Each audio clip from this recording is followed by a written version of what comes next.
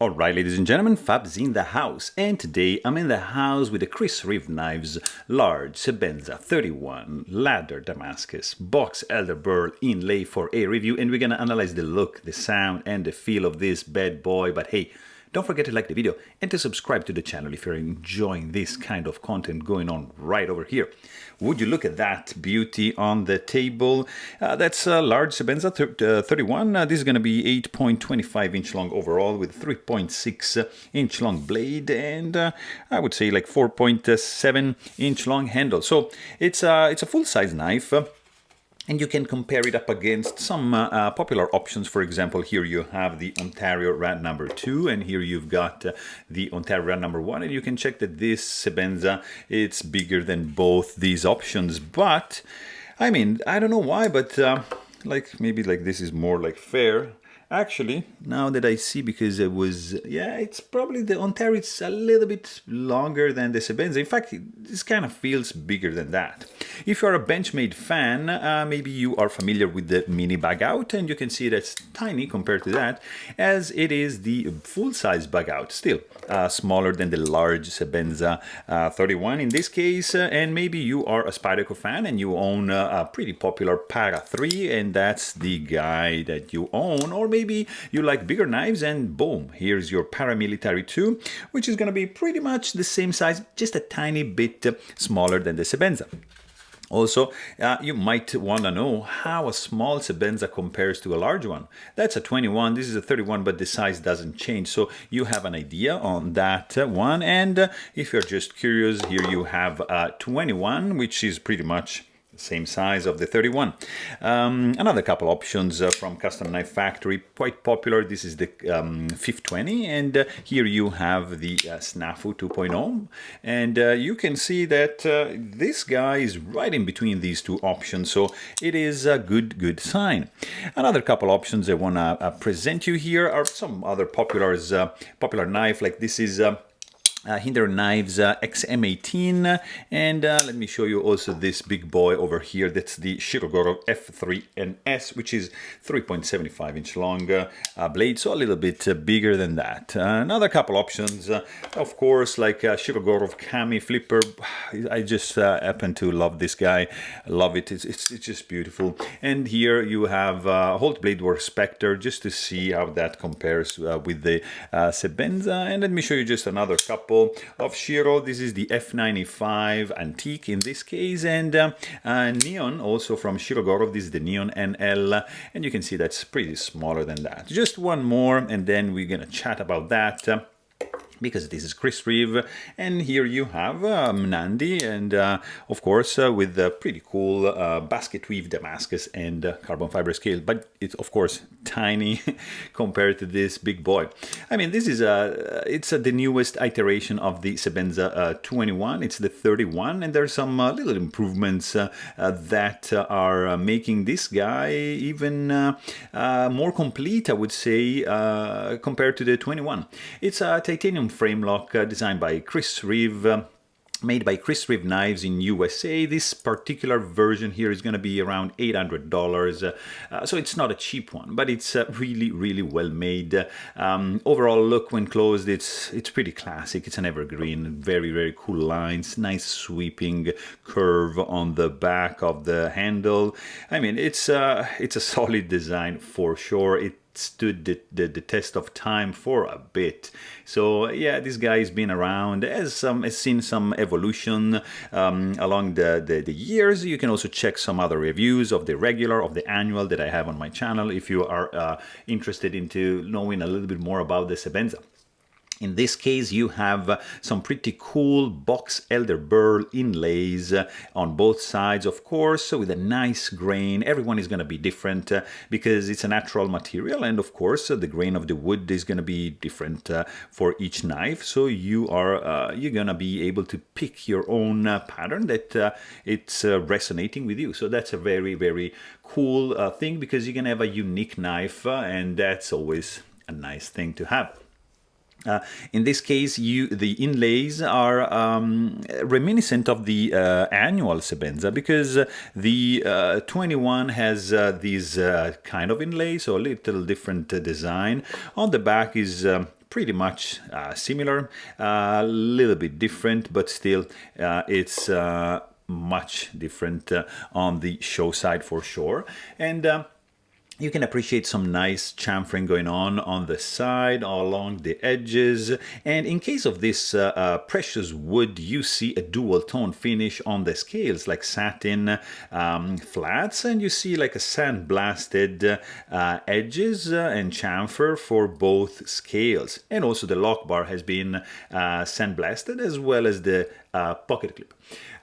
You've got some nice chamfering going on the inside. You have a nice finger groove over here, huge cutout to release and disengage the lock bar. Absolutely comfortable.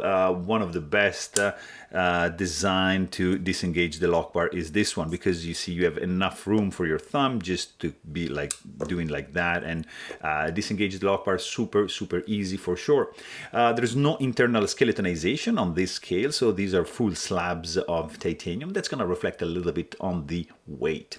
There's no backspacer going on, just a standoff right over here. In this case is gold anodized, as it is the thumb stud in this position, so nice and matchy with the pin for the lanyard. So this pin is right over here. You can see there's a hole.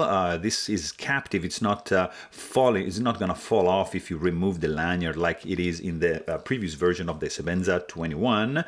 And it's just a nice solution. And you can see there's a little bit of chamfer also going on around here to allow the lanyard to be more freely moving around that pin over there. Really cool. Of course, the blade is perfectly centered, nicely recessed. There's no way you're going to be able to snag the tip of the blade, so pretty safe. And this guy has a deployment method that's going to be achieved through the thumb stud, or I mean, you can just pinch it like this. You can just use one finger like that, or you can just flick it like that. So it's going to be up to you which method you're going to use to deploy the blade. The screws are 3 with a 2 size Allen key needed to take this guy apart. Super easy and straightforward disassembly. For the Sebenza, really easy, like just pop these 2 handle screws out and remove the pivot and you're done. There's a couple of phosphorus bronze washers underneath here, but yeah, it's very straightforward to take this guy apart. If you have any issues, you can send it back to Chris Reeve and they're gonna be happy to take it, to put it back together and send it to you back to free of charge. So pretty outstanding warranty service here, and it's not dependent on the owner, as long as the knife is original and as long as it's not has not been tampered or like heavily modified, they're gonna take care of this. So that's a pretty cool warranty for sure. Screws are protruding just a little bit, not too much, pretty almost flush with the handle, but just, you know, domed nicely, that they are not obtrusive in any way. So very cool. You've got in this case there's something new here in the at the level of the lock face for the lock bar, because there's a ceramic ball which acts as a detent ball but also as a lock face insert, let's say, to eliminate completely lock stick, and it's great. It's just fantastic. And also it kind of eliminates the need of a detent ball ram, because being already a ball, and it's like it's not like on the flat of the lock bar, it's at the edge of the lock bar and the lock face. So you see, you have this, there's no hard step. You can maybe see like that, you see? It just naturally and smoothly gets onto the tang of the blade, and there's no hard step. So that's a really cool feature indeed. Of course, you've got tip-up carry only pocket clip. It's titanium, it's sandblasted. It's not my favorite design, I have to say. It's absolutely functional, really cool, sturdy, nice clip retention. It's just nicely designed, but I just happen to prefer something a little bit fancier, a little bit nicer, like for example in this case. But if you check the ramp on this one, it's not near good as this one. So you know, it's a compromise. I don't use the clip that much, so in that case I can prefer like the look. But if I prefer the function, yeah, that would be the one to go. Of course, this pocket clip, it's not reversible. You cannot mount it on this side, but Chris Reeve is just doing also some lefty options. So you're good to go to pick the lefty version of this very knife. So that's pretty neat. Also, what is super cool is the blade shape. It's a very attractive drop point blade. Classic design. There's some nice jimping right over here in the thumb ramp. 21 grooves, because of course it was the Sebenza 21, and 21 grooves for the jimping. And then you have a little bit of flat over here, and then beautifully crowned blade. And there's one angle, slight angle happening at this point, and then it just straight up to the tip. Then you have like probably 30% belly, and then very, very gentle belly up to the end. It looks like a straight edge, but it's kind of like a super gentle belly. Really nicely done. This is a hollow grind blade, so it means it's not flat, and it's fantastically done. Nice flats over here. You have very, very thin behind the head edge blade. Look at that. And let's just quickly check the thickness for this guy. So the blade stock is going to be 0.1205 inches, and like behind the edge, this guy is like, let's see, probably here, 0.021. So it's a fantastic slicer. There's no billboarding going on. Of course, this is a ladder Damascus made by Chad Nichols, and it's just fantastic, high contrast. It's just a gorgeous one. You have a nice thumb stud, single-sided. In this case, you can choose the option of having a dual thumb stud. It's going to be costing a little bit more, but you can also have that. This is press fit and has to be done by factory. I don't think you can do it yourself unless you have some dedicated tools, but I'm pretty sure this can only be done by factory. So blade shape is just fantastic. The sound also is something that's pretty cool. And it's very different than the Sebenza 21 because of the interaction here. This is a beautiful clack, nice and deep, fantastic, not echoing. It's just gorgeously happening, and it translates into quality sound 100%. It's just so beautiful. When you close it, nice and dampened. It's unobtrusive, really classy. I like it. It's just snappy, precise. It's a good sound for sure. The weight of this guy, it's not too crazy. I mean, you can feel there's some it's dense, but because of no internal skeletonization, this guy is gonna weigh in at 4.56 ounces, which is not too crazy, but it's, yeah, you're gonna feel it in the hand. They also did some design changes for the pocket clip. Actually, they just angled it a little bit more from the previous model. That's the Sebenza 21. So you see, this is straight, that is angled, and that's going to reduce a little bit the hot spot created by the clip ramp over here. So it's pretty good. There's still a little bit of hot spot for me, but it's good. This area here feels much better because it's chamfered a little bit more. So not really many sharp edges. It's like it's flat. It feels like a stick in the hand, and it's very good in the hand indeed. Nice feeling. What is really cool is just like how easy it is to disengage the lock bar, how comfortable it is, nicely chamfered in the right way. There's also some chamfering on the lock bar itself, so you're just gonna be doing this and boom, you are done. Really cool. The jimping is present only on the blade, not on the lock bar, not on the heel of the blade.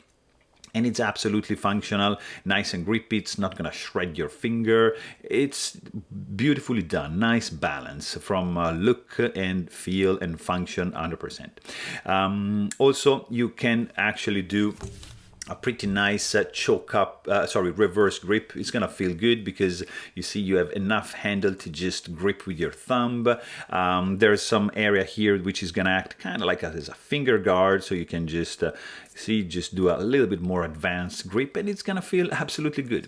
It's not that slippery. I mean, because this protrusion here, the inlays just sticking out a little bit, it's getting a little bit chubbier in the handle, and it's gonna feel good in the hand. It's like sleek, it's smooth, but it's not that slippery. It has a good feel in the hand. Fit and finish, of course, is just stellar. There is nothing out of place. It's made with like crazy tight tolerances, and you can feel it. It's just beautifully made. There's nothing wrong with that. No gaps, no misalignment. Everything is pretty flush. Blade super centered. There's like no rattling when shaken. There's no blade play, no finger soreness, no lock stick. The clip ramp feels good. The clip retention feels good. I mean, it really feels good. There has been a little bit of controversy for some knife having a little bit of rock because of the new interface, but in this case I don't feel any. I had a couple where it was present there, and yeah, it's it's a thing, and it doesn't really bother me that much because that's apparent if you do like spine whacking, or like if you like use the knife in a way that it's not meant to be used like that. I mean, spine whacking, it's a way to like have a knife fail. Yeah, I get it, but probably I'm not gonna be spine whacking my knife around because that's not the intended use. So I'm pretty okay with that. Also, this guy is running on phosphorus bronze washers. They have, I don't know if you can see, maybe like from this point of view, you can see here, they have some nice pockets to retain the fluorinated grease that has been provided with the box, and it's gonna contribute to have the legendary smooth Sebenza action. This is like very, very cool. In this case, you have Damascus blade, so it's going to be a little bit less smooth than a classic S35VN steel that they use.